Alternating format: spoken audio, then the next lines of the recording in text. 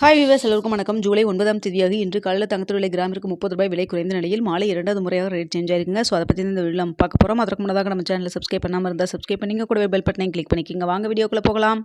இன்று காலையில் தங்கத்தோட விலை கிராமிற்கு ₹30 விலை குறைஞ்சதுங்க. தற்பொழுது பார்த்தீங்கன்னா மீண்டும் ₹100 விலை வந்து அதிகரிச்சிருக்குங்க.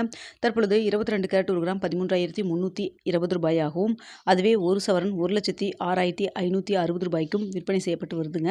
இதனை அடுத்து 24 கேரட் 1 கிராம் ₹14,531 ஆகவும், ஒரு சவரன் ₹1,16,248க்கும் விற்பனை செய்யப்பட்டு வந்துட்டு இருக்குங்க.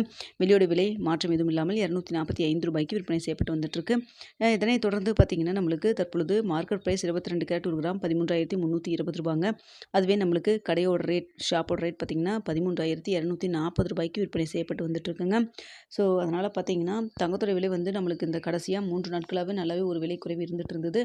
தொடர்ச்சியாக விலை குறைவு ஏற்பட்டிருந்த சமயத்தில் இப்போ பார்த்தீங்கன்னா ஈரானுக்கும் அமெரிக்காவுக்கும் இடையிலே போர் வந்து மீண்டும் வந்து போர் பதட்டம் அதிகரிச்சிருக்குதுங்க. இதனை அடுத்து அமெரிக்காவில் வரக்கூடிய ஃபெட் ரேட் மீட்டிங்கில் ரேட் கட் வந்து இன்க்ரீஸ் பண்ணுவாங்க, இன்ட்ரெஸ்ட் ரேட் வந்து இன்க்ரீஸ் பண்ணுவாங்க, வட்டி விகிதத்தை அப்படிங்கிற மாதிரி ஒரு எதிர்பார்ப்பும் நிலவிட்டு இருக்குதுங்க.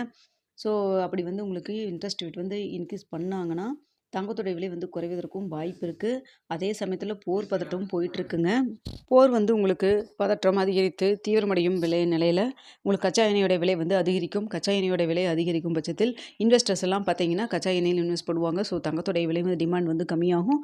தங்கத்தோட விலை வந்து குறைவதற்கும் வாய்ப்பு இருக்குதுங்க.